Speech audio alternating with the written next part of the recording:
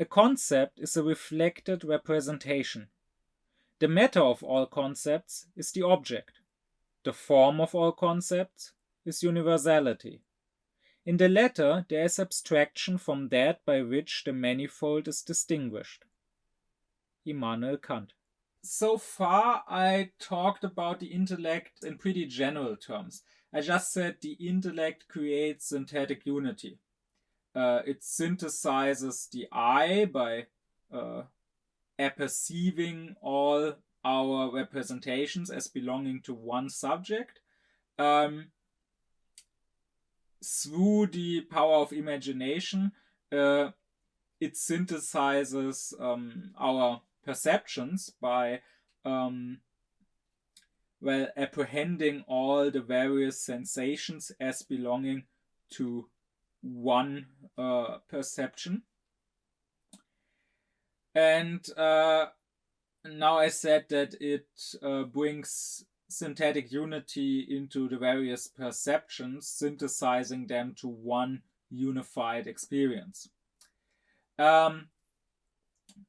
Kant calls the intellect the faculty of rules, because that is what it does. It gives rules to things. That is how it synthesizes and unifies. Right? When I, to take up the previous example, when I say that the stone is hot because of the sun, I'm describing a rule. I'm saying the sun, as a rule, causes heat, warms up the things that it shines on.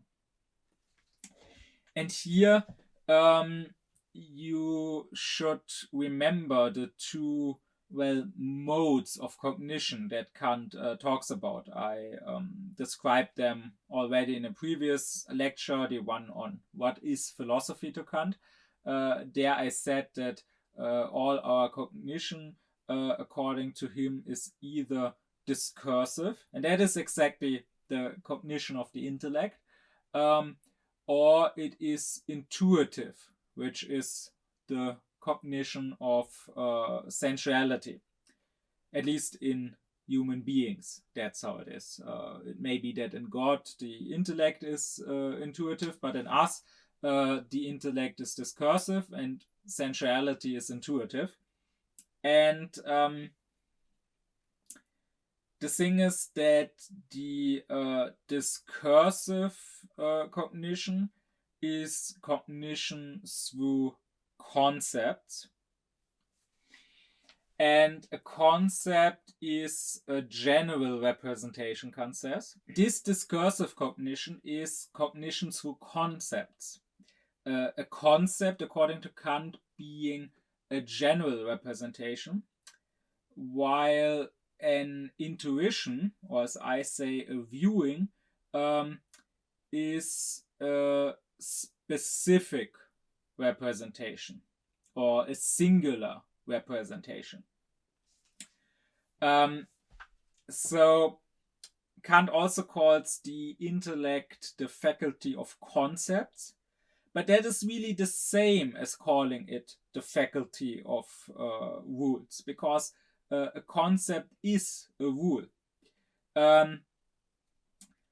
It is a general representation that is not singular, but rather is applied to many, many things, and that contains attributes which are true of all these things. So, for example, when I have the concept of gold, then this contains a rule that is true for all objects in the world which are gold, to which this concept applies.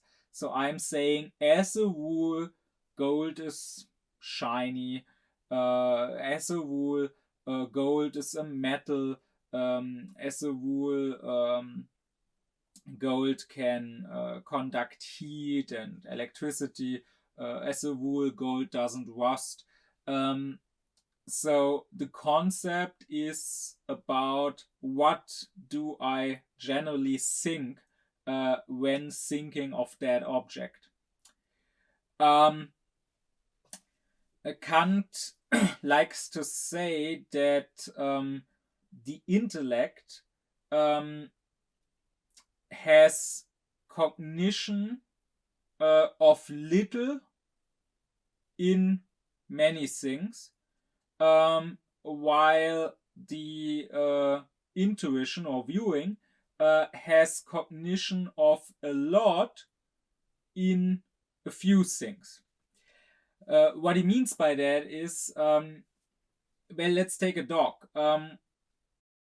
If you see a dog, you have cognition of very few things, of only that one specific dog, not all dogs in the world. But on the other hand, you have cognition of very but on the other hand, you have cognition of a lot of things in that dog. Like you see the color of his fur, you see if he is how big he is, if it's a tall or a small dog. You can hear the way he barks and so on. On the other hand, if you just think dog, the concept of dog, you have cognition of many things, because this concept is applied to thousands to millions of dogs around the world. But in those many things, you only have cognition of very few things. Like you don't have cognition of the color, because the mere concept of dog doesn't include whether it's a black dog or a brown dog or a white dog or a gray dog. You don't have cognition of the height, like is it a big dog, is it a small dog. You only have cognition of very few things, like for example a dog is an animal, a dog is a mammal, therefore it is born live and not coming from an egg. It is drinking milk from its mother when it's born. It generally has 4 legs. So you have cognition of very, very many objects, but only of very few things in those objects. And with viewing, it's the other way around. You have cognition of very few objects, but of many things in them. Kant also often says that through viewing, we get the object as it affects us, as it appears to us, and through the intellect and its concepts, its general rules, we think the object as it is. However, this is, the object as it is, must not be necessarily taken to mean as it is in itself. I talked about this difference in my lecture on Kant's transcendental idealism. And the thing in itself, we can't have any cognition of, because we can't view it. We don't have any empirical knowledge of it. We can think of it, but that is an empty thought. We can only think that it is not what appears to us. So we don't know anything about it. Here, when Kant says the intellect thinks the thing as it is, that maybe should be taken to refer more to the physical thing in itself. So, for example, when you see other human beings, in your viewing, you see them from the outside. You don't see them having organs, internal organs, like a brain or heart or lungs. Or when you walk down the street, you only see the facades of the houses. You don't see if there's anything behind it, if there are rooms inside. But that is what you think. When you think of the concept of a human, like you think what is the rule that applies to all humans, that concept includes as some attributes having a brain, having a heart, having lungs. And likewise, when you think of the concept of a house, of a building, that also includes having an inside, having rooms. So you view the thing as it appears to you, as it affects you, and through a concept which is not a singular representation like the viewing, but rather a general representation applying to all objects which fall under that concept. Through the concept, you think the thing as it is. Now, all real cognition, understanding what something is, only happens through concepts. I like the German word better, by the way. The German word that Kant uses is Begriff. Now, Begriff, on the one hand, is related to the verb begreifen, which means to understand. So the concept is that through which we understand. The Begriff is that by which we begreifen. But begreifen itself comes from the verb greifen, which means to grasp, to take into your hand, to hold on to. So, this is also something you can say in English, right? To have a grasp of something, like literally with your mind holding on to it, taking it in. That is what the Begriff, the concept, does. It allows you to take something into your mind and make it part of you, so to say, and understand it. Without the intellect providing its concepts, its rules, we could not have experience. Once again, saying that the stone is hot because of the sun means I apply my concept of causality, which is a rule, right? The concept causality means, as a rule, if something A is there, then by this A being there, something else, B, is also there. That is what, as a rule, causality means. Now, how exactly that works, what that A and that B is, that depends on the individual case. Like, it depends on the individual dog, whether he's brown or white or black. But in general, causality means if A is there, by virtue of A being there, something different from A, some B, is also there.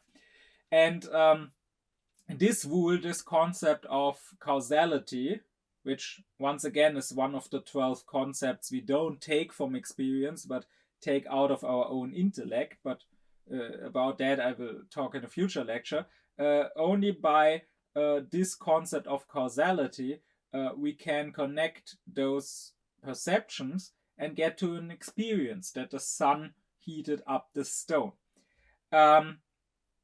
Without concepts, we could still have sensuality.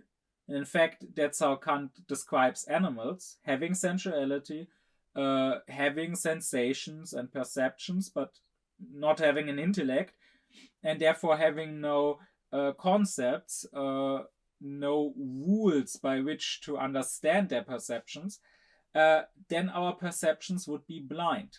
That is a very famous statement of Kant's, to say that viewing, intuition without concepts is blind. We don't know what we see. Once again, I remind you of the example of the savage seeing a house without knowing what he sees, or of the archaeologist digging up some object, some artifact, without yet knowing what it is. But on the other hand, that's the other half of the famous quote by Kant, thoughts without content, and really thoughts here means concepts, like a thought basically is a concept to Kant. Thoughts without content, and that is of course sensual content, that is of course viewing, thoughts without content are empty. That is that is basically the great insight of Kant's critique of pure reason, to say that viewing, sensuality, and thinking, concepts, intellectuality, they must come together in order for us to have a cognition. Without the concepts, we would be blind. We would have a chaos of sensual data that we couldn't order. We couldn't bring into a form. We wouldn't understand what we are seeing and hearing and so on. But on the other hand, when we don't have sensual viewing, we can have concepts, meaning we can have rules of something. Like, I can think of things that I have never experienced. Like, I can think of angels, for example, and make a rule about angels. I can say they are spiritual beings that, as a rule, serve God and so on. Or I can think about aliens and say, as a rule, they are living beings that originate from other planets than Earth. But the thing is that this is an empty concept so long as I don't fill it with some sort of sensual viewing, with some sort of experience. I don't know if this rule I make up about how angels are, if there's any object out there in the world to which this rule applies. I mean, the rule as such is fine. Maybe it doesn't contradict itself, but that's not enough to prove its reality. I can make up all sorts of things. I can come up with a whole fantasy world with fantastical creatures, or with a magic system with its own eternal rules and laws of how the magic works. But those are just empty concepts. They are just subjective. They are just in me. They are made up by me. And I don't know if there's a real object related to that concept, unless I have viewing, unless I have empirical data to, so to say, fill that concept with. That's the great insight of the critique of pure reason. And that will also lead Kant to concluding that when you do metaphysics, it can be immanent. I talked about this in my lecture on what is metaphysics, and there I explained the difference between immanent and transcendent. So it can be immanent. You can do metaphysics of nature, so you can, with pure reason, think about objects in the world, objects that you can experience. You can know certain things about those objects without having experienced them, simply through reasoning. But metaphysics cannot be transcendent, so you cannot simply by reasoning and without any experience know something about an object which can't ever be experienced altogether, like God. That doesn't work. But more on that in a later lecture when I come to the dialectics of pure reason. For now, it is only important to understand that this constitutes the third, so to say, the third step in the process of experience, the third type of synthesis that we do. The intellect creates a synthesis of the subject, that is a perception. The intellect directs the power of imagination in creating a synthesis of the object, that is apprehension. And now finally, in intellection, the intellect creates a synthesis of the subject's representation and the object being represented. Now, it is very important to understand that a concept of a thing, or to more directly translate the German Begriff, the grasp we have of a thing is not the same as the word for a thing. The word is more like a sign pointing towards that concept, making us think of that concept. Can be a vocal sign in speaking, can be a visual sign in writing, or a hand sign. But the word is not itself the concept. So the same concept can be expressed in different words when you have synonyms, right? The concept of asking something or questioning something, inquiring something, those are different words that generally describe the same concept. Or like if you have words like wrath and ire and anger, they may be different words, but they generally seem to refer to the same concept. Of course, on the other hand, you can also have homonyms. That means that you have one and the same word making the same sound, but it is referring to completely different concepts. Like a band can refer to the concept of a group of people, maybe playing music together, or it can refer to the concept of a sort of ring, or like a hairband or whatever. And even between different languages, you have, of course, a difference in vocabulary, but that doesn't necessarily reflect the difference of concepts. Like, it doesn't really matter if I say water or Wasser or aqua or agua or su, because those are just different ways of referring to the same concept. If you know the English language, you will think the same when hearing the word water as someone who knows the German language when hearing the word Wasser, or someone who knows the Turkish language when hearing the word su.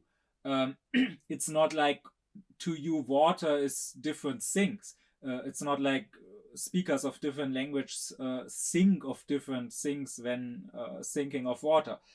They just call it by different names. Now, of course, that's not to say that all languages share the exact same concepts.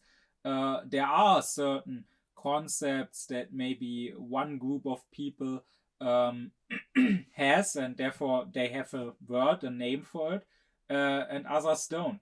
That often is a reason to take up a word from another language.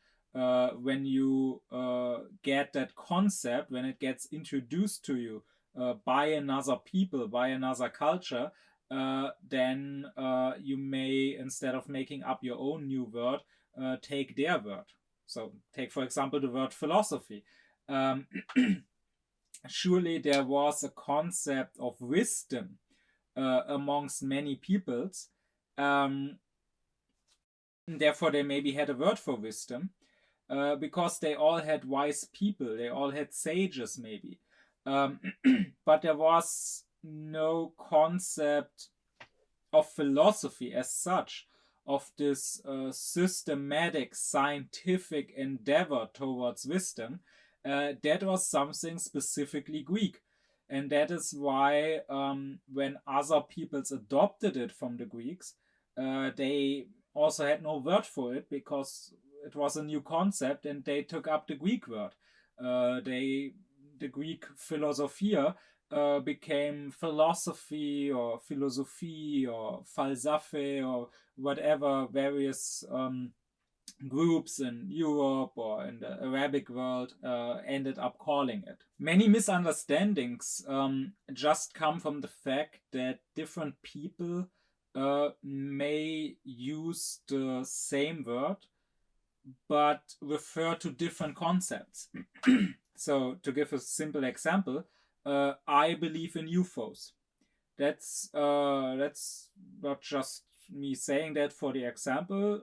I'm actually serious about it. I do believe in UFOs. And if you now think, is he crazy? Then you probably believe the same thing as me. Um, because I don't believe that aliens are visiting us in spaceships and flying saucers. Um, but that's not what UFO means, right? It means unidentified flying object. And I think no one is gonna deny that those exist. Like, maybe it's just a bird or a weather balloon in the end, but surely there sometimes are objects flying across the sky that we can't identify and that vanish before we have identified them. Um, so the thing is that when I say I believe in UFOs and another person says that he doesn't believe in them, um, in words we may disagree, but it is very much possible that in concepts we do agree.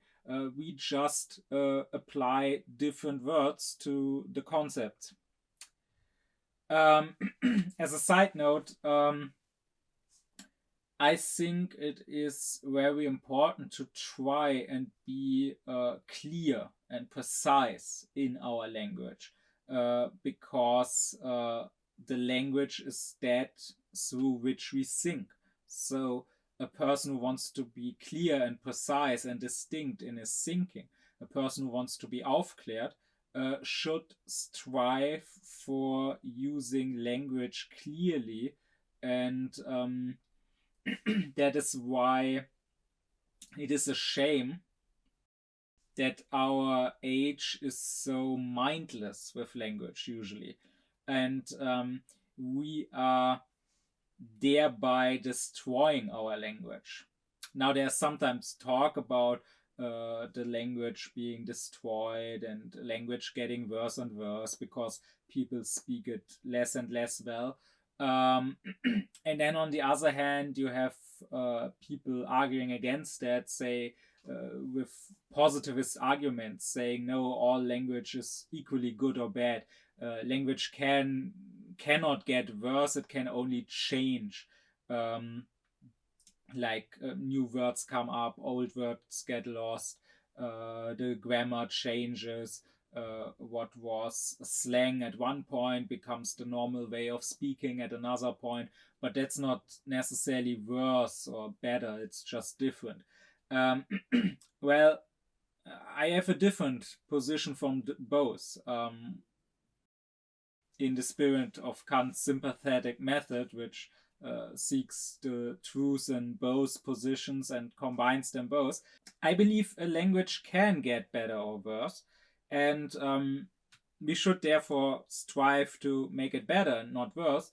But I don't base that on arbitrary aesthetic notions or on just taking the way the language is spoken now or was spoken just yesterday and now saying it must not change anymore from here on, but rather I base that on how well you can think and express your thoughts in that language.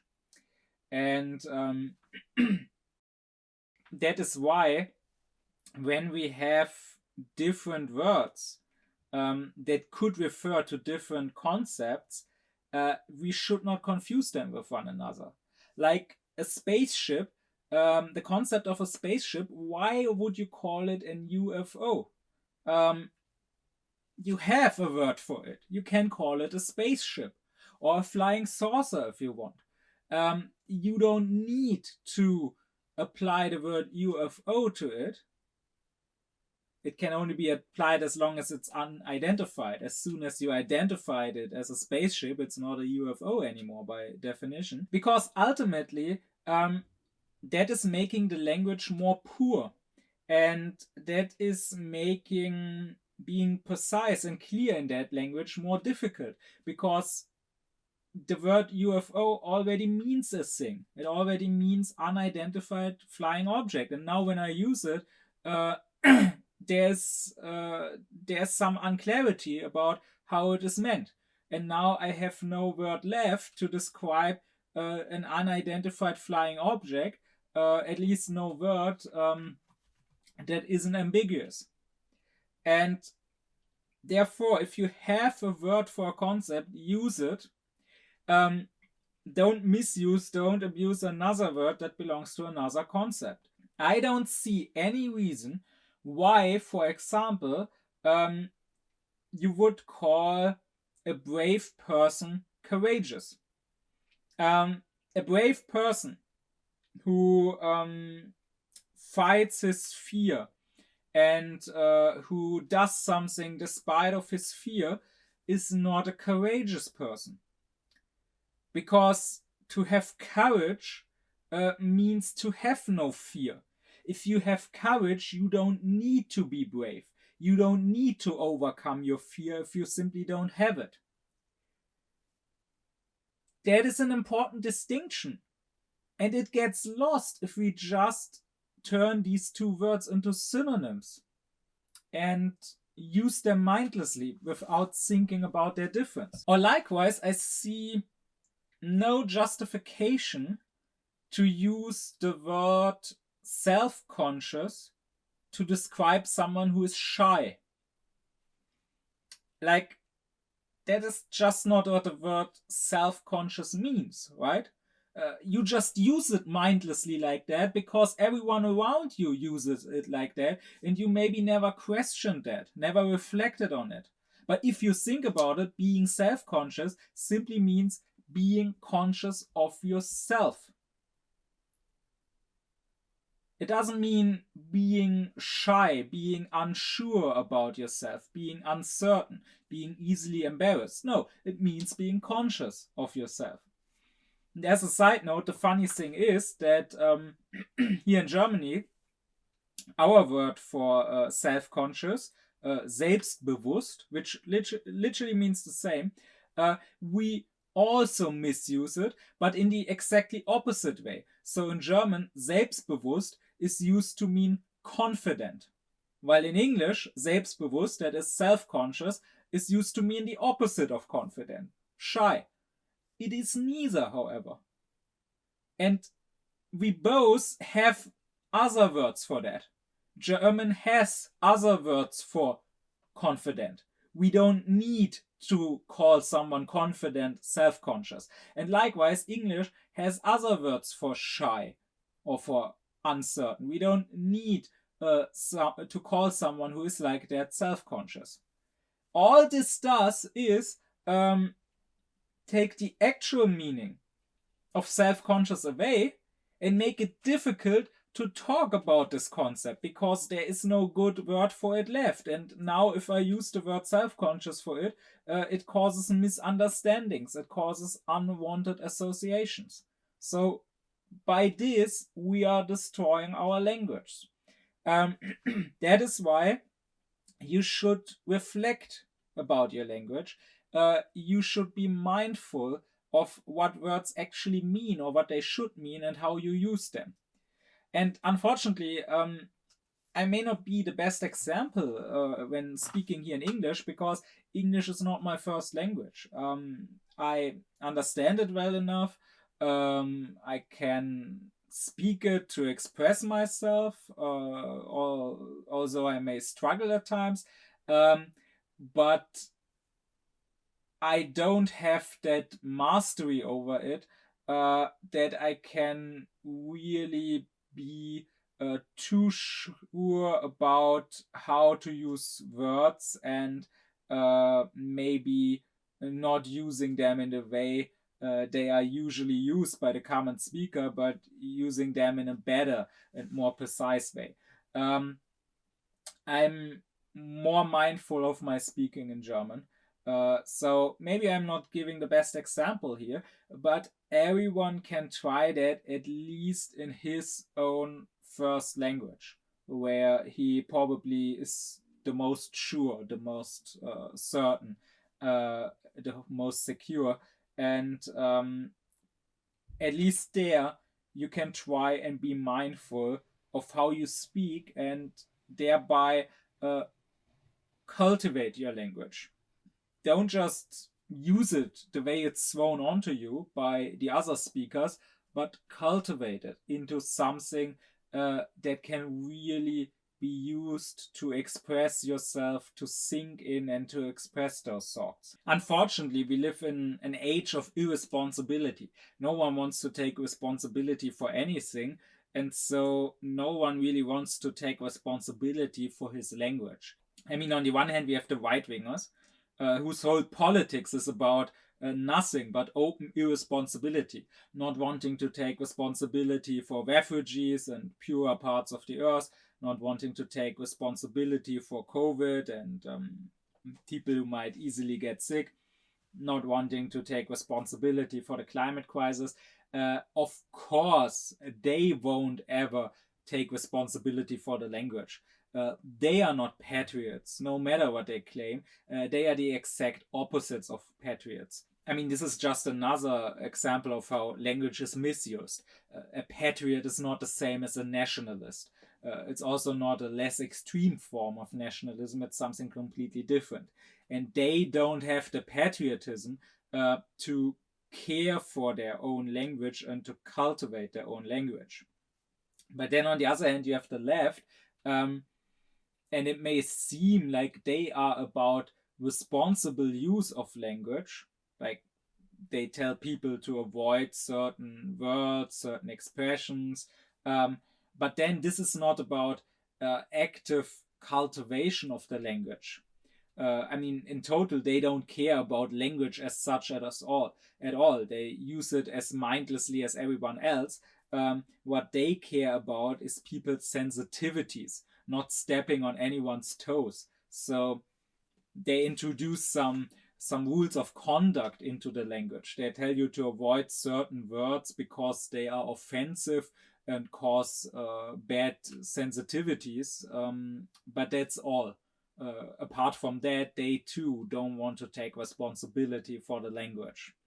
And we should be very careful to not let our language become more primitive, more simple, more undifferentiated, but rather the opposite, to cultivate them into becoming ever more clear. But anyways, back to the concepts. We also should note that even when two people use the same word to refer to the same thing, they still probably don't have the exact same concept of that thing. Of course, when I use the word water, everyone probably means roughly the same thing when saying water. But my concept of water is different from a child's concept or from a person's concept who lived some 100 years ago. Because a child or a person, say, in the Middle Ages, probably when thinking water also thinks of something that is fluid, that you can drink, that can turn to ice when it's cold. But maybe they don't know that water can conduct electricity. Maybe the child doesn't know yet that it's not so good to stick wet fingers into the plug in the wall. Or also maybe they don't know yet that water is a molecule made up of hydrogen and oxygen, having the formula H2O. So our concepts overlap, but they are not exactly the same. And the thing is, no concept, at least no empirical concept, can ever be complete. Kant says when we make up a concept, like if I imagine a fantasy creature that I make up, then of course that concept can be complete insofar as it can't include something that I didn't make up yet. But when it comes to the concept of an empirical thing, there is always more we can learn. Like, we know more about water now than we did some centuries ago. But even so, that's not to say that water doesn't still have some attributes, be it at the subatomic level, that we don't know about. We can always know more. I probably have a more complete concept of Immanuel Kant than you do, having read all 29 volumes of his works. Yet still, there's so much about Kant which I don't know, of course, having not known him personally, having not spoken to him, having not read things of him, letters or school works that he may have written as a boy, that are lost now. So the concepts, they are never complete. We can always work on getting a more complete concept of something. And we should always be mindful when talking to someone else that there are probably no two people who have the exact same concept of the same object. There will probably always be some difference in what they think of when thinking of the same object. This also can lead to many misunderstandings. The fact I and another person I'm talking to may have overlapping but still in the end different concepts. Like, for example, once again, let's take racism.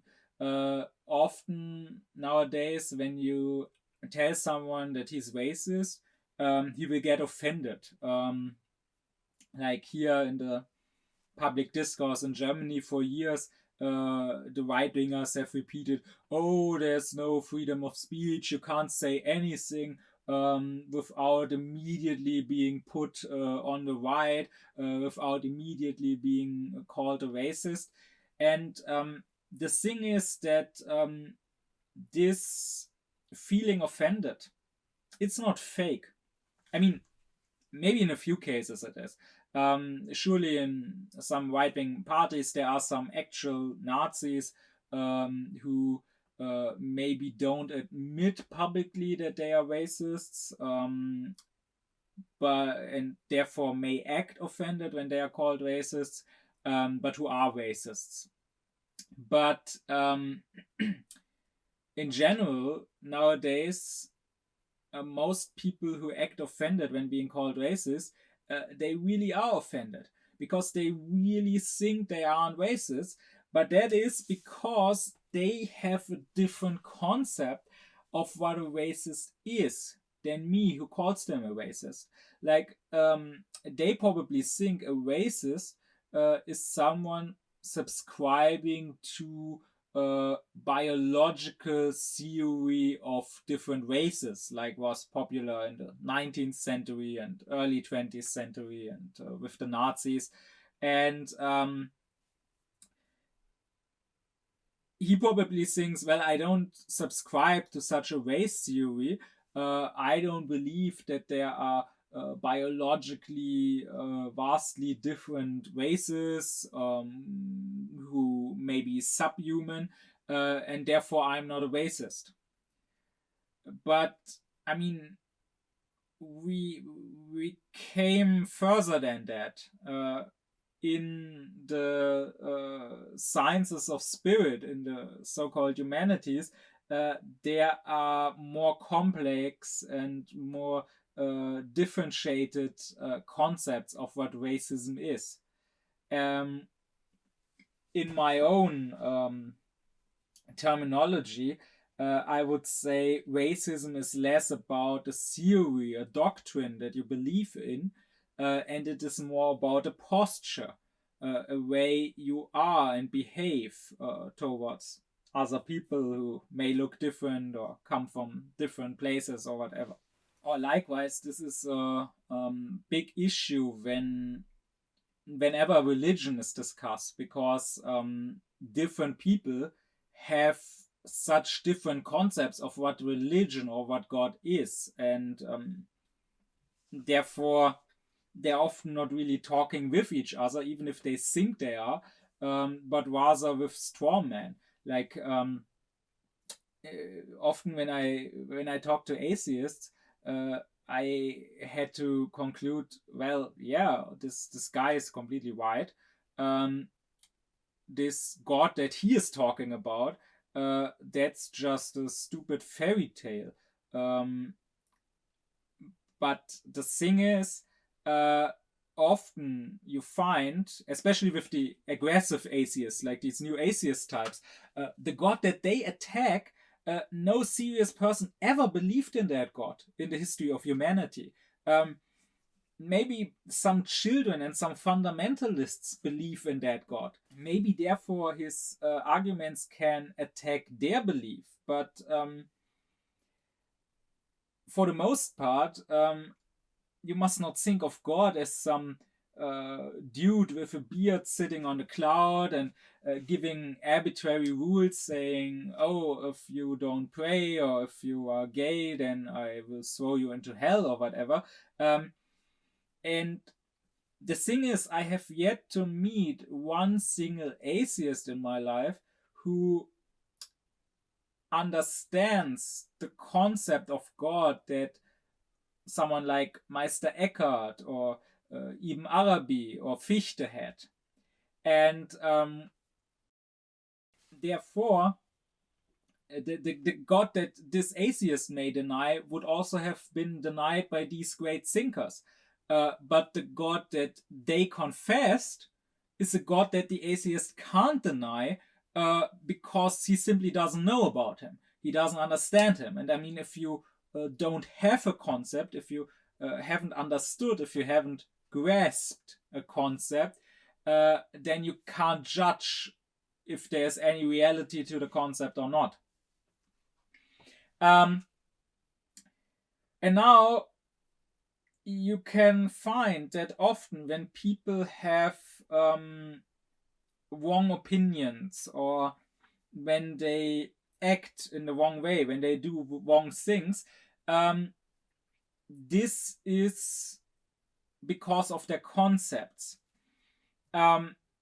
You can find that actually there may be some consistency, and actually they are not wrong if you assume the same concepts that they have. I mean, you can't say that any action as such makes sense or doesn't make sense. To get into a car and to put your foot onto the pedal, that makes sense if you assume that the car is working and you can drive it. But if you have another concept of that car, if you know that that car broke down and can't drive anymore, then of course that action doesn't make sense. But you can't just see someone getting into a car that you know broke down and can't drive anymore and trying to start that car and say, oh, what an idiot. Because if that person has a different concept of the car, if that person's concept of the car includes the car working because he doesn't know yet that it broke down, then of course he's not being an idiot, because his action makes sense based on what he believes. So if you want to change his action, you would have to change his belief. You would have to give him another concept. You would have to tell him that the car has broken down. And this is something we can observe all the time in the world. Like, even terrible actions make sense if they are based on terrible concepts. Like the Nazis killing the Jews, committing genocide, was consistent within their ideology. If the Jews are subhumans, if they are parasites, destroying the German people's body, then it makes sense to exterminate them like parasites. Now, of course, this whole concept of certain groups of humans being racially inferior and being subhumans That is what is terrible. But the rest of it, the actions of the Nazis, are basically just the logical conclusion of that concept. That is also why we should be so mindful and so alert when people have dangerous and wrong and harmful concepts. Because even if that specific person, like if he, for example, has racist concepts, even if that person doesn't draw the conclusions that those people he thinks are bad, that they should all be killed, if his concept spreads, someone else may come to that conclusion and may not even be wrong in coming to that conclusion. May be wrong in concluding at all from this concept, but not wrong in the conclusion he draws. That is the danger. Even people you may think are crazy or wrong may not be based on their concepts. Like people who I don't know, in the early 2000s, fundamentalists in America who protested Harry Potter being available in school libraries because they believed that it turned their children towards dark magic and towards summoning demons. Of course, to anyone who has a little bit of reason, those people are nuts. And dangerous nuts and evil nuts. But the thing is, if you actually believe what they believe, if you believe that dark magic is real and that demons are real and that demon possession or hell is a real danger for your child, then maybe it makes sense to want such a book banned. And here the issue is that unaufkläred people, since they can't think for themselves, they are less intellectual and more sensual. So they use their intellect, the faculty of concepts, the faculty of rules, less, or at least they don't use it independently. They let it be guided by their sensuality. So something falls into their senses, into their eyes or whatever, that makes a big impression. And then they will be guided by that and base their judgments on that. And they will have a hard time thinking in general rules. So, for example, I had a conversation with my grandma a while ago about Alan Turing. She had somewhere heard the story of Alan Turing, the mathematician who in the Second World War, the British mathematician who helped the British get behind the codes the Nazis were using, and thereby contributed a lot to the Allies winning the war against the Nazis. But a few years after the war, because it became known that he was gay, and because that was still forbidden back then in Britain, he was forcibly chemically castrated, and that caused him to become depressed and shortly after commit suicide. And my grandma was very angry about that and was going on how the UK had mistreated him, and she was saying, how could they do this? He was a war hero. He did so much for his country, and that's how they treated him.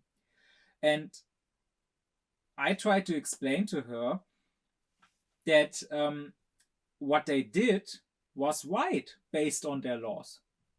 Like, it was, back then, it was illegal to be gay. And a chemical castration to not spread the gayness was the punishment, or was the legal consequence of that. And it was right that he was not exempt from law, that he was not above the law, simply because he was a war hero, simply because he helped his country. I told her, would you speak in the same manner if he had been punished for something else, which we today still think should be punished? Like, let's say he had committed a murder and had been imprisoned for that. Would you then say, oh, how could they imprison him for murder? It may be illegal, but come on, he did so much for his country. He's a hero. He should be exempt from the law. No. In a state of rights, in a just state, the law applies to everyone equally. There are no exceptions. There are no people that are above the law because they are important, because they are heroes. So that's the right way to deal with someone. Now, of course, the law itself was a terrible crime. The law itself was against human rights, and that is what was wrong in this case. But if a law is in place, I want it to be applied to everyone equally. So in this case, the UK was not a formally unjust state, quite the opposite. Formally, this is very just to not exempt anyone, but rather it was a material unjust state. So the content of the law itself was unjust. And that, of course, was terrible. And that, of course, should have been changed and luckily has been changed since then. But unaufkläred people often have a hard time thinking like that. When something falls into their senses, like they just hear the story of how terribly he was treated, and of course that is terrible, but then that controls their whole judgment, and they can't abstract from their feelings, and without these sensual distractions, think about this in general abstract rules. So really, you must not lament or get angry so much at people's conclusions or at people's actions. Rather, their concepts need to be changed, and maybe also your own. The thing is that most people, they live in a fantasy world. They don't really live in the real world. Because they have all sorts of completely wrong concepts. Like, there are things that I would say 99% of the population is completely and utterly wrong about. Take certain things in history. Often we have completely wrong concepts of past times. Like, take the concept of the Middle Ages. If your concept of the Middle Ages is informed by movies or by average documentaries, which are terrible, absolutely terrible and worthless, then when thinking of the Middle Ages, you will probably think of dirt everywhere, dirty, muddy streets. No. They cleaned their streets. I mean, why should they have wanted to live in the dirt? Or you will think of knights in plate armor, when in fact that armor only came into use at the end of the Middle Ages, in like the Renaissance period. Or you will think of witch hunts and witch burnings, which again is something that started after the Middle Ages. I mean, in the time of the Reformation, when there was this divide between different sects, Catholics and Protestants and all kinds of Protestants, and everyone was accusing each other of heresy. That is when this witch hysteria really started, and the witches were burned in the 16th or especially in the 17th century, so long after the Middle Ages had ended. But in the Middle Ages, there was no big widespread belief in witches causing trouble, and there were no big witch burnings, and so on and so on. So in the case of most people, pretty much everything they believe about the Middle Ages or believe to know about the Middle Ages is completely wrong. meaning they live once again in a fantasy world. I mean, they believe that a past happened which never happened, and they maybe draw certain conclusions from that, which therefore must be wrong. For example, maybe they conclude that our time is in every way better than the past, and that the past was so terrible, when in fact the Middle Ages weren't so terrible. I mean, I don't want to romanticize them. There certainly were many terrible aspects, but there are terrible aspects about our time too. We would have to differentiate what was maybe terrible, what was maybe good. And here, what is needed is self-reflection. That is why I often say that Aufklärung is based on self-criticism, on self-reflection. Because, of course, you can't have correct concepts about everything. And as I said previously, your concepts can't be complete anyways. I mean, even a historian who deals with the Middle Ages all his life won't know everything about the Middle Ages.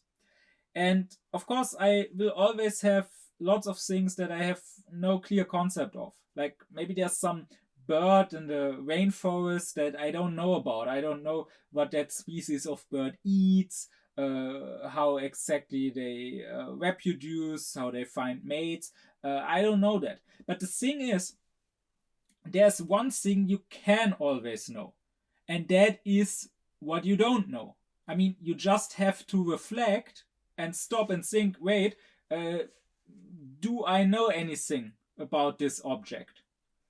And do I really know anything about that object? I mean, the things I think I know, do I really know them, or have I just heard them somewhere, but not from a reliable source?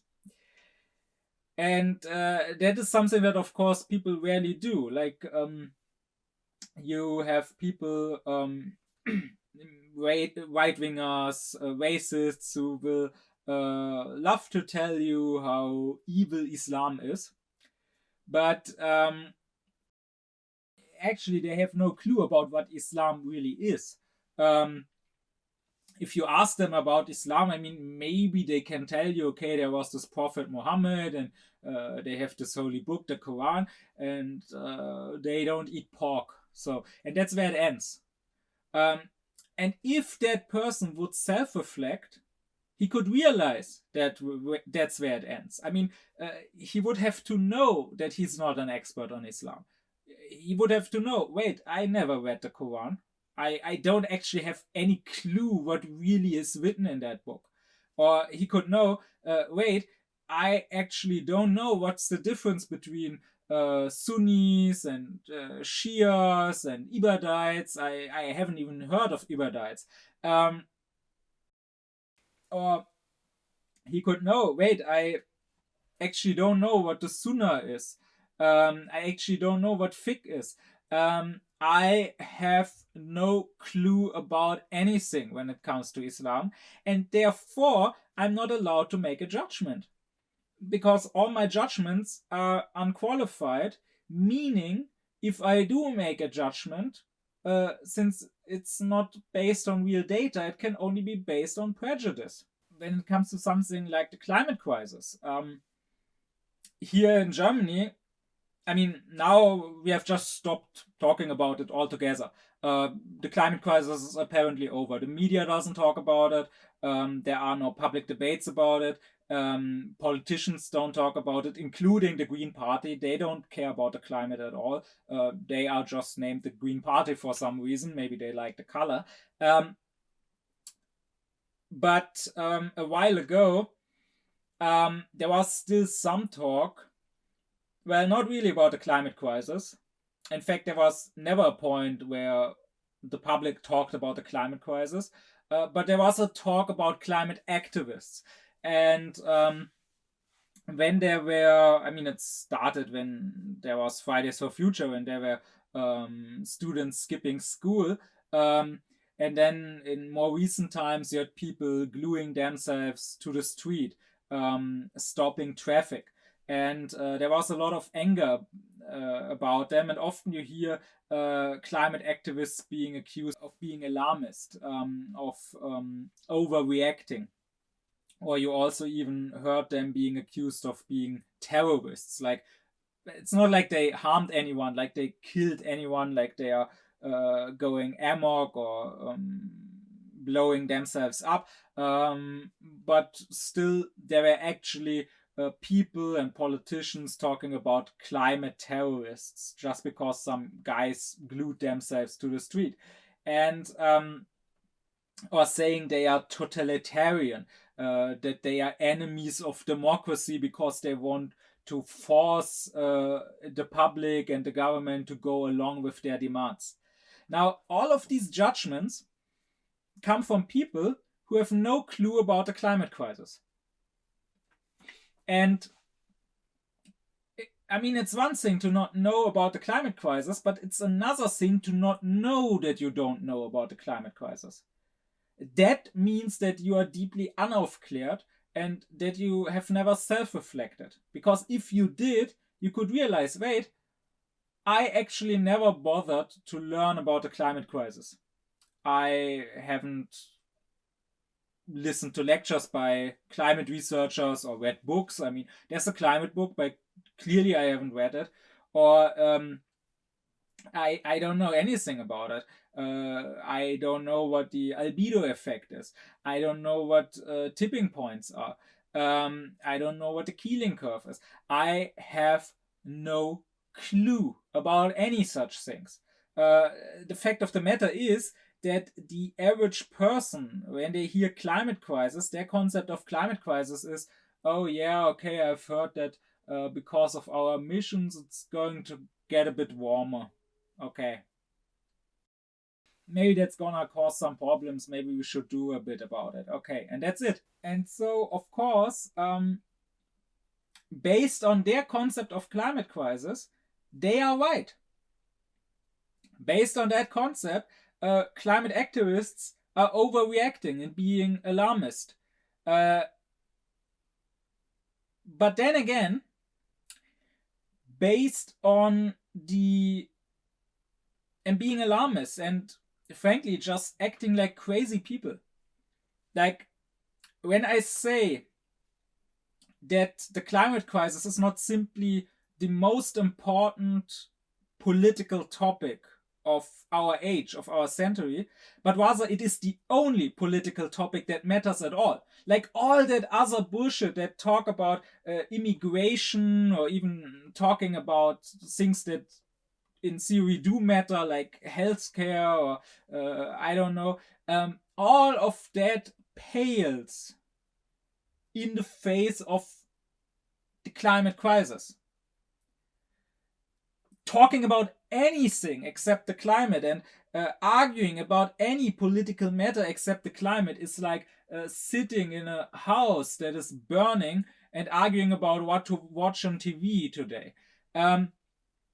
When I say that, I'm well aware that most people will think I'm crazy. Most people will think I'm overreacting, and they are right based on their concept of climate crisis. But the thing is, they should realize that based on another concept of the climate crisis, so if you don't think, oh, okay, climate crisis means it gets a little warmer, but if you think climate crisis means our whole civilization breaks down and billions of people are displaced or dying, then the other people, the people who don't take it that seriously, the people who actually care more about immigration or whatever other unimportant political topic, they suddenly appear to be the crazy people. Again, they seem to be the ones who sit in a burning house and argue about what to watch on TV. So you have to realize, once again, that no action as such is crazy. It depends on your concepts. The same action that very much is crazy when the house is not burning makes a lot of sense when the house does burn. And the same behavior that is perfectly normal in a non-burning house becomes crazy in a burning house. So really the question is the house burning or not? And that is a question that clearly must be answered with yes, it is burning. And that is what all the climate research shows. And if I don't know about that research, then I could at least be aware of the fact that I don't know. And therefore, it is not my place to say that it isn't so. And that anyone who takes the climate crisis as seriously as it is just being alarmist. So, because if you have a real concept of the climate crisis as it is, then suddenly it does make sense to be radical about it, to take radical action. And in fact, in that case, gluing yourself to the street and disturbing traffic a bit is really nothing. To be quite honest with you, I'm actually surprised we don't have actual climate terrorists yet. I'm not saying we should have that. I don't want anyone to think that I would condone such a thing. No, that would be terrible. I hope it won't happen. But it wouldn't surprise me. It rather surprises me that it hasn't happened yet. That no one has yet become so desperate and so angry with this society just deciding to run into an abyss at full speed that they think the only solution is blowing things up. I mean, most people, they don't even know what a carbon budget is. And they certainly don't know how long our remaining carbon budget will last for.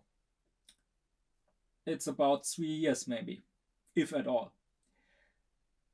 And you can always test people like that. Like if they have an opinion about something, if they have a strong opinion about something, ask them such simple questions. And if they can't answer them, how dare they have an opinion? You have no right to an opinion on something you don't know about. An opinion should not be based on ignorance and prejudice and feelings. It should be based on actual knowledge.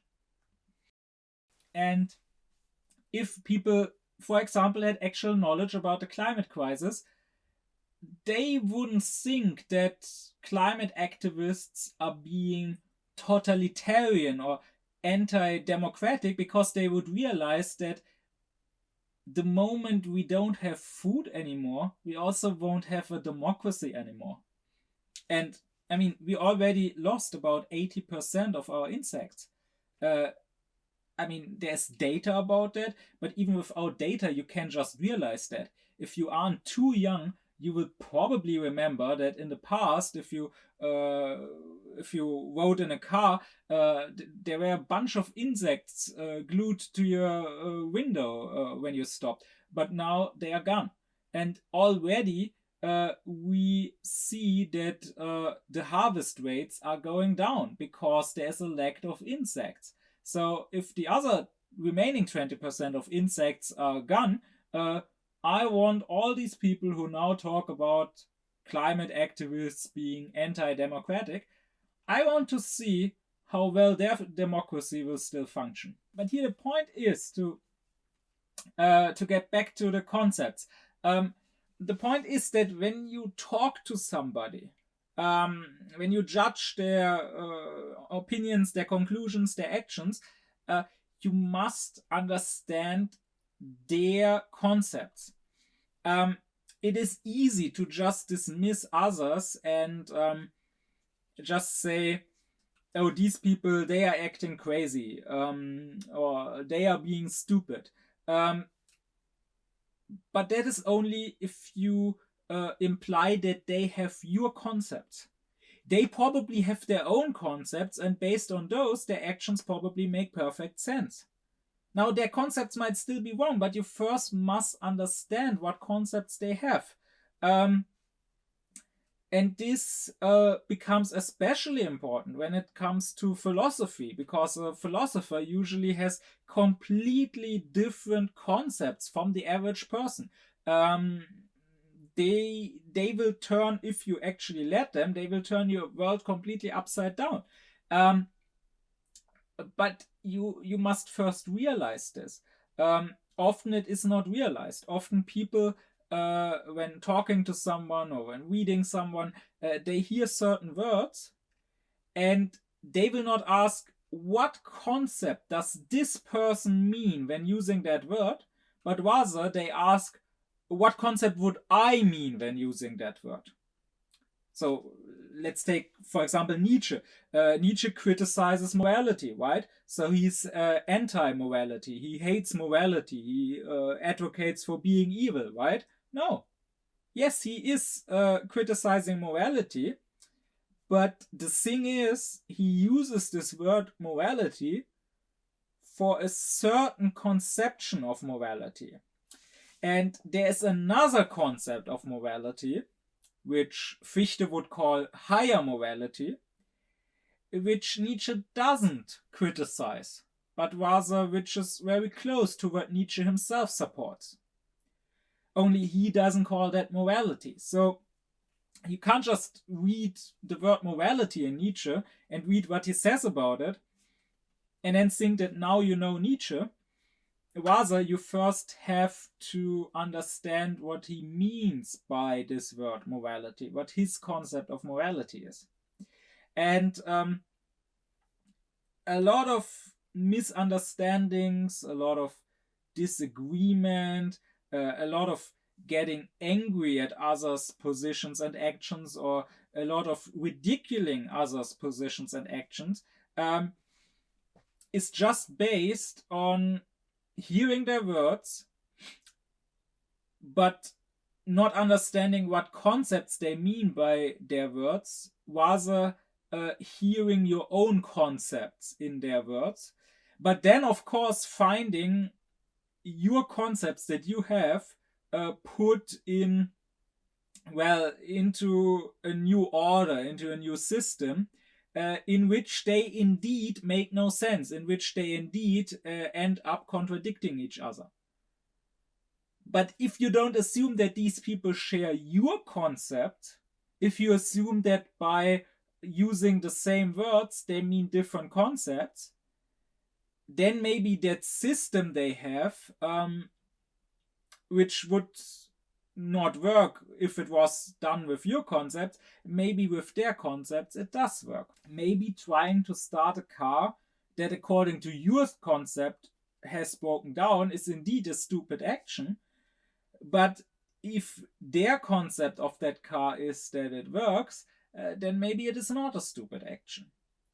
And I mean, this brings me back to Kant's critical method that I talked about in an earlier lecture. You must not simply dismiss another position as wrong or as stupid or as ridiculous. Even if it is in the end wrong, it should not be enough for you to just say it's wrong and to just disprove it with counter arguments. You should ask yourself, if it is wrong, if it is so obviously stupid, how come it seems right to that other person? And for that, you need to first assume their perspective, get into their mind, understand their concepts, so to say. And maybe you will then find that, in fact, they aren't wrong, they are right. Now, if you ask, how is it that so often a concept is sort of confused with a mere word, and people don't make a better distinction between them, maybe that is once again because of that victim posture of unaufkläred people, because of them always thinking themselves passive. They seem to think that their concepts are not something that they made with their intellect. They are not based on a judgment, which may or may not be true, but rather they seem to think that their concepts immediately come from their perceptions. Like they perceive something and they have a concept immediately of what they perceived. A concept that is neutral, that is just a reflection of the perceived thing, that is just a fact. And then the word is just the name for that concept. People often think that their concepts are set and that they couldn't possibly be otherwise.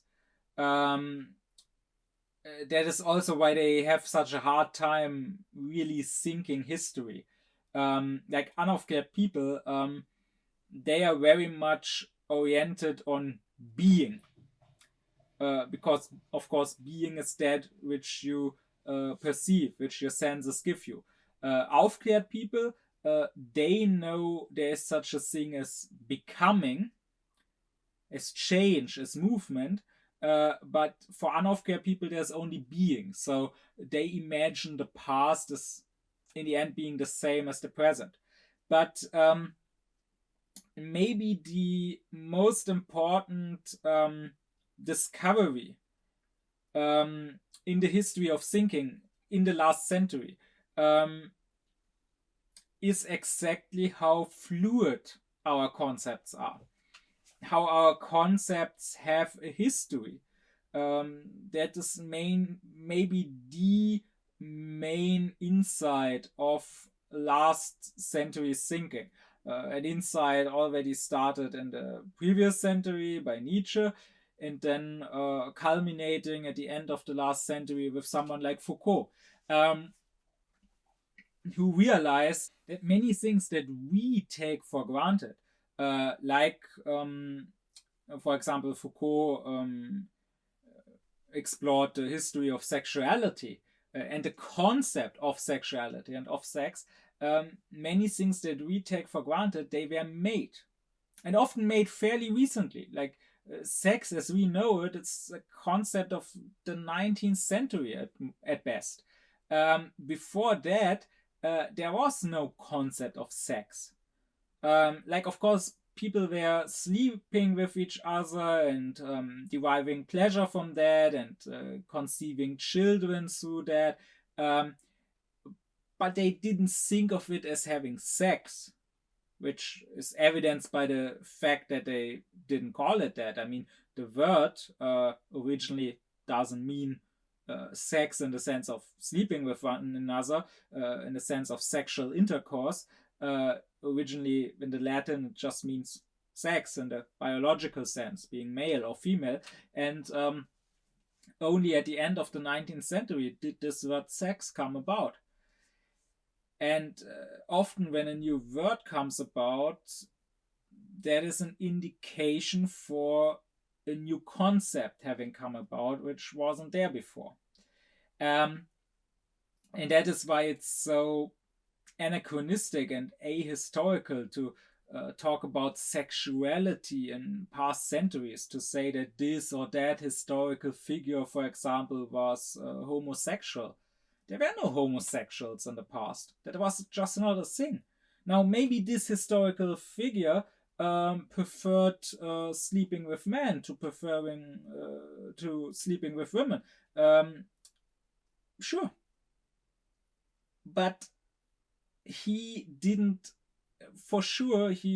think of himself as being gay, as this being his sexual orientation. That was not a concept people had. That is why it's so ridiculous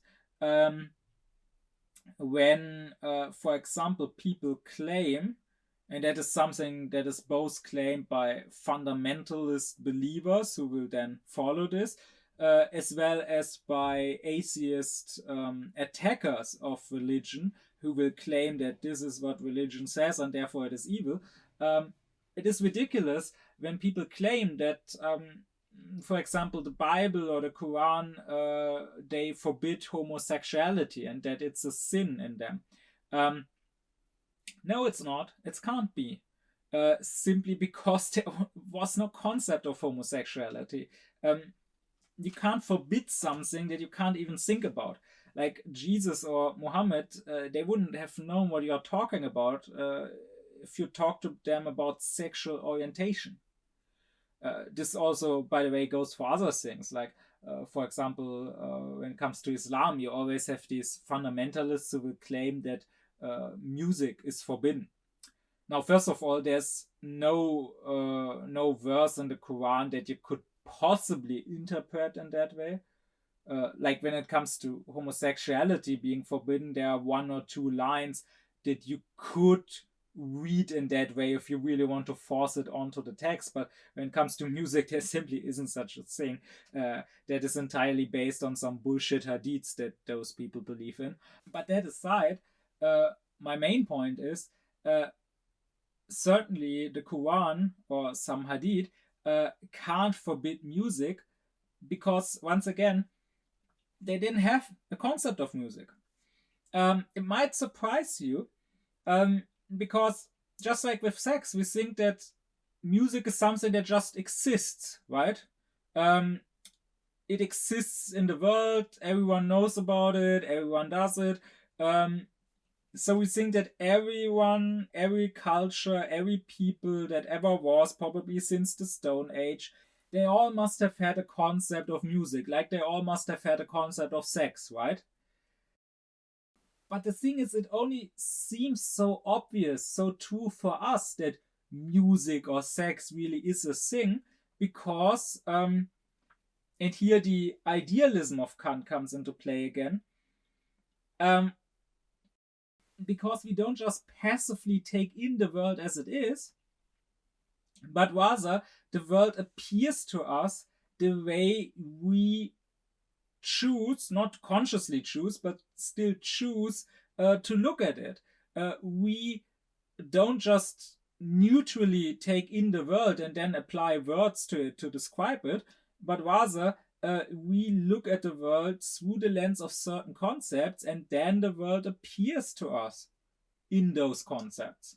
So when it comes to music, of course, we nowadays will say, certainly music exists in every culture. Certainly, even in the Stone Age, they were singing and drumming and whatever. And certainly that is true in that sense. But it is not a given to subsume so many different things like singing or playing the drum, playing the lute as music. That is a relatively new thing. Antiquity didn't know that.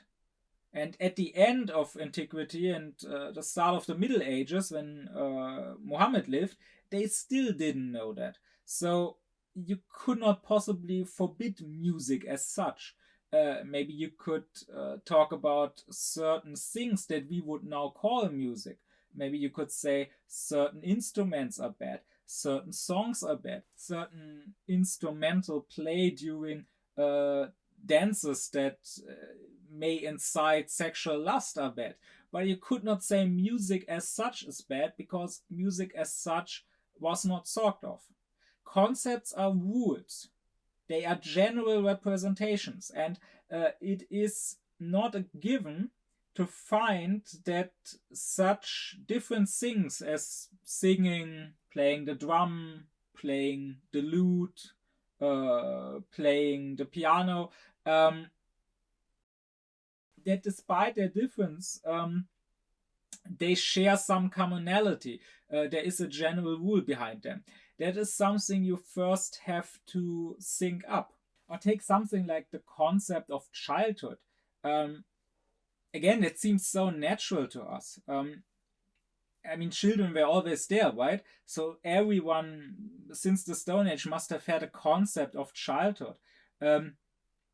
We think that all people must agree on some fundamental reality, and then just maybe disagree on how to deal with that reality. So every people ever had the concept of sex, then they just dealt with sex differently. Like they said, you can have sex before marriage, or you can't have sex before marriage. You can have sex with the opposite gender, or also with your own. But we do think that they all, first of all, had this concept of sex or this concept of music, but they didn't necessarily. And the same, for example, goes for the childhood.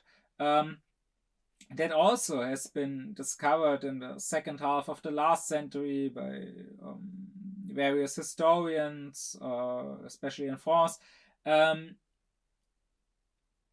We have this specific concept as children being very much distinct and their own thing, very distinct from grown-ups. and therefore needing certain care, needing their own spaces, their own toys, their own games, whatever.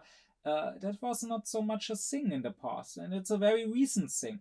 Like even a few centuries ago, in the time of the Reformation, you have people sending their maybe 7-year-old child out into the world to alone wander to some faraway city, become a student there, and that child would wander the countryside, maybe in groups of other children and youth, feed himself by begging, by stealing, maybe. You would have children going into a bar, into a tavern, playing dice with older people. You would have a 12 or 13-year-old as an officer leading soldiers in war. And today you may think, oh, what awful, irresponsible parents sending their 7-year-old child out into the world, not caring for their child. They must not love their child at all. But again, that is assuming your concept of childhood as something special, something needing special care, needing special protection. And if you just assume that they shared your concept of the childhood and then treated their child like that, then of course they were terrible parents not loving their child. But if you assume that they simply had a completely different concept of what childhood is, then their actions make more sense. And once again, I urge you to apply Kant's critical method to not just dismiss something else that seems wrong, but to try to understand where other people are coming from. That doesn't mean justifying everything. That doesn't mean you can't still, in the end, disagree. But it is a little too easy to just say everyone else is stupid or evil. You must first understand what's the point that they are coming from. And it becomes very difficult for this very reason to even talk about the past, because we tend to always retro-project our concepts to make the past more modern than it was. And then, of course, the not modern parts seem all the more glaring and all the more contradictory. But we must try to understand the past on its own terms. Now, of course, if we do have our modern concepts, we will find them in the past. We can, of course, look at the ancient Greeks and say, oh, they had politics, they had religion, they had sports. But the fact of the matter is, they didn't have distinct words for those things necessarily, because they didn't necessarily have distinct concepts for those things. Like, we now may look at the Olympic Games and say, oh, that is sports. That is not religion, for example. But the fact of the matter is, it was sort of both, right? They were cultic games. They were understood as being part of the religion, as honoring the gods or whatever. And it is a long and difficult work that can take centuries or even millennia to become clear about a concept, or to distinguish a certain concept from another concept. And it is a very important work because it is a work that gives us freedom. We are free to choose how to deal with a concept once we have that concept. Once we have clear concepts of the world, we can choose to maybe reshape the world, to maybe deal with those concepts differently. Once we do know what sex is, we can talk about how to deal with sex. As long as we don't have that concept, that's difficult. For example, in the age of Aufklärung, in Kant's time, he and other Aufklärers would argue for the separation of church and state. Now, even then, even when they were able to argue about that, that doesn't mean that it was simply done. It was still a very long fight for decades or even centuries. I mean, it's a fight that still isn't done today. But at least they were able to argue for this. And they were only able to argue for it because, while in reality church and state were not separate yet, at least as concepts they already had been separated. Like, people were thinking different things when thinking of the church and thinking of the state. And that is exactly what enabled them to also think that maybe they should be separated. If you didn't even distinguish between them in concept, in thinking, then it would not be possible to even call for this separation. I mean, go back some millennia into more ancient times, you will find that the very concepts were not distinguished. The priesthood and the state bureaucracy were one. The king was considered a god, or was the high priest, if you look at ancient Egyptians or Mesopotamians or whatever. So in such a society, even the most critical thinker could not even have come up with the thought that state and church should be separate, because that simply wasn't a possible thought back then. No one would have understood what that even should mean. So that is why it is very important to work on our concepts, to cultivate our concepts. That is what makes us become more free, what allows us to then reflect on those concepts and how we should deal with the things that they represent. And if it was possible in the past to, for example, separate the concept of the church from the concept of the state, there's no reason why it shouldn't also be possible to separate and distinguish between other concepts. Which is exactly what I try to do. I hope that there will be a future when, just like nowadays, we don't put sports and religion or the state and religion together anymore. We also won't put cult and religion together.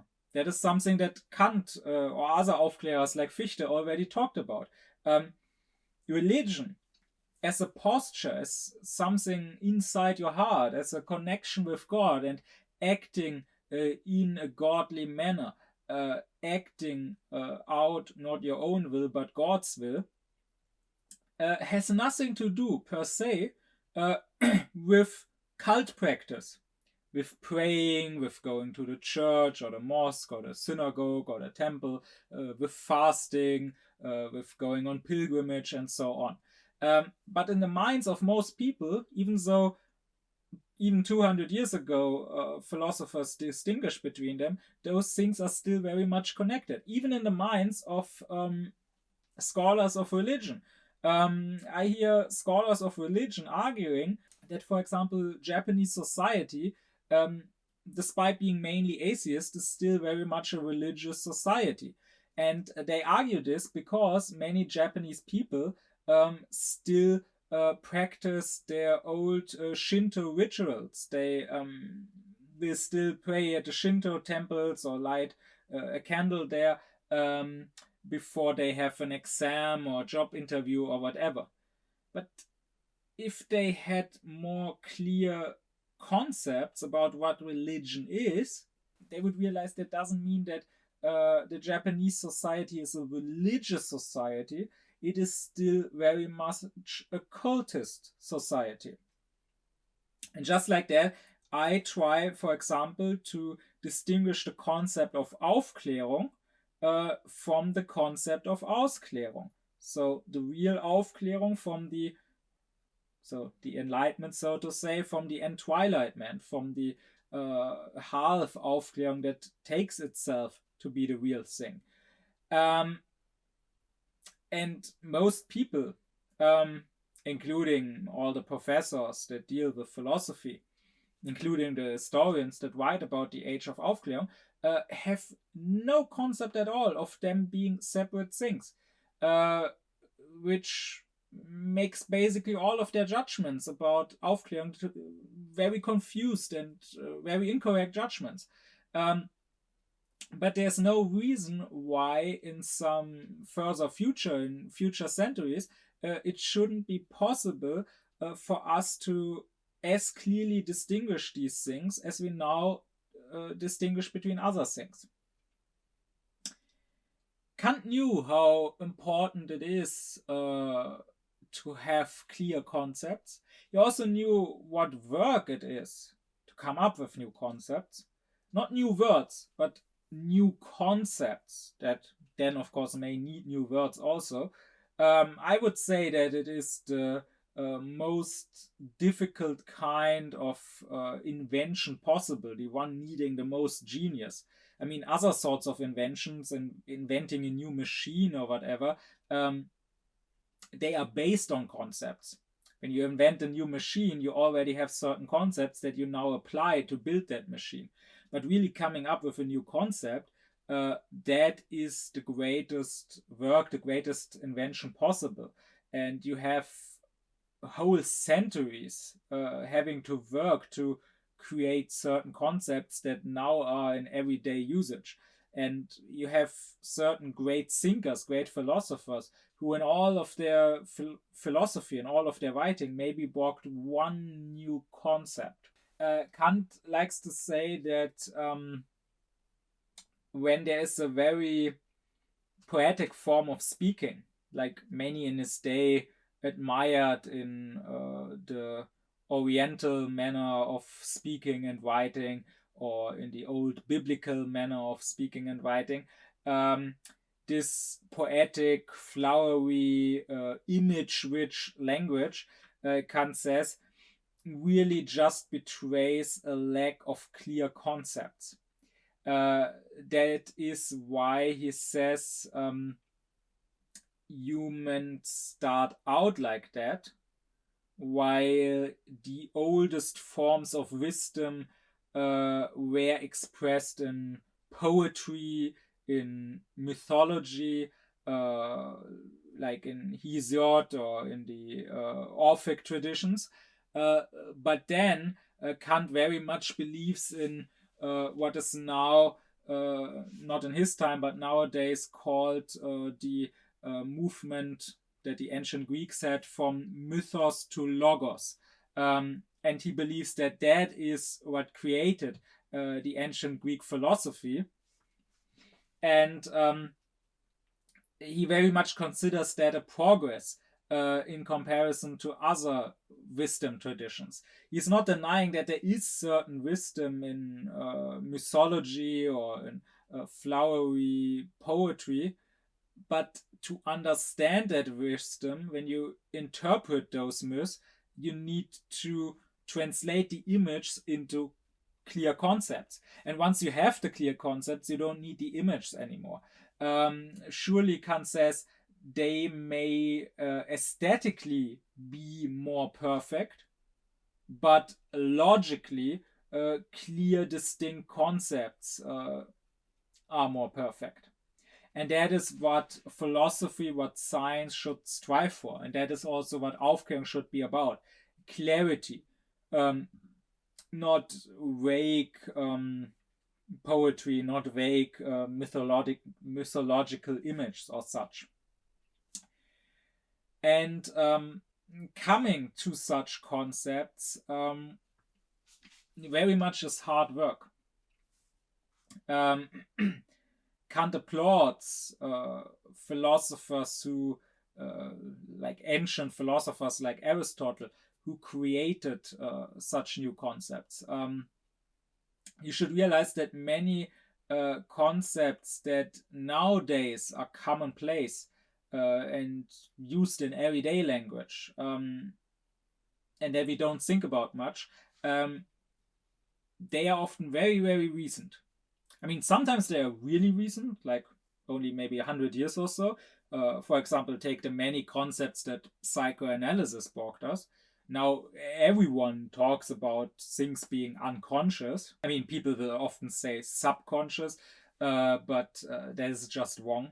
And Freud already fought against that word, saying we shouldn't imply that it is subconscious as if it was somehow beneath our consciousness, like in the lower part of the brain. It is simply unconscious, it is not conscious. Whenever someone says subconscious, you know that they are just repeating words they hear, but that they have not read actual psychoanalysis, because it's called unconscious. And of course, Freud didn't come up with that word himself. It already was used sometimes before in the 19th century. But still, it's a very new thing to talk about things being unconscious. But that's not the only thing. Even if you go further back to concepts that ancient Roman or Greek philosophers came up with, in the grand scheme of things, that's very recent. I mean, you have to realize that it's been about 11,000 years that we had civilization and agriculture. And even that is a short time if you compare it with for how long human beings lived before that. And only like 2000 or 2500 years ago, many of our concepts that we now use every day didn't exist as such. Like Kant says, it was a great accomplishment of the Latin writers like Cicero or so, to come up with concepts like reality. Nowadays, it's natural to speak about reality. Everyone knows what reality is, but really, it's not so simple. You first had to come up with that. I mean, res means sing in Latin, so reality is literally the singness, yeah, or the concept of quality or quantity, or Kant says the concept of possibility, like posse means can, being able to in Latin, and someone had first to come up with the concept that things don't just exist or don't exist, but also things that don't exist can possibly exist, and to call it possibilitas. So, being able to be able, so to say, or being able to can. That was work that required real work of thinking to bring about those concepts. Kant also believes that this is a strength of especially the German and the Greek language, that they are especially suited for philosophy, because he says, and by the way, this is a judgment that other philosophers like Fichte or like Heidegger shared, but Kant, the reason he gives is that he says German has many concepts. It has a lot of words that are sort of synonymous, but not quite, because Kant believes there are barely any true synonyms in language. For the most part, there are always some small nuances, some small differences, and he believes that we should very much use those differences. In his writings, especially outside of his three critiques, like if you look at his anthropology or so, he sometimes goes on for pages defining various words, and he likes making small distinctions between various different words that for most people could be used interchangeably. Like, I can't give so many examples here because I'm not speaking in German. But like I said earlier, courage or bravery are not the same thing. You can distinguish different meanings between them.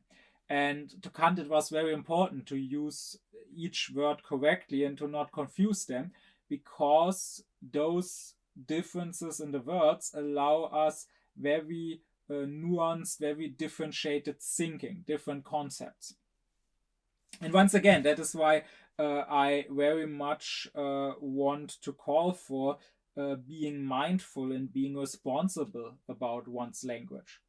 The thing is, the average everyday person, they can of course get by with a few hundred or few thousand words that they use mindlessly, that they use vaguely the same as they have taken them from the people around them who use them vaguely the same way.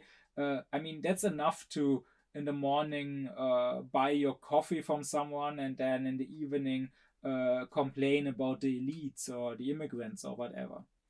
But if you want to be aufklärt, if you actually want to think and understand the world, you need to cultivate your intellect. You need to cultivate your concepts, the rules, the general representations that your intellect is thinking and through which your intellect is understanding, is literally grasping the world. My deep thanks be to my supporters: Thomas Deuringer, Gernot Klaufen, Benjamin Lehning, Oblomov, Ökobong, Samet Özkilic, Elif Özün, Yasin Özün, Christos Pei, Alexander Reuter, Lisa Rinner, as well as to all others who support me and my aufkläring cause.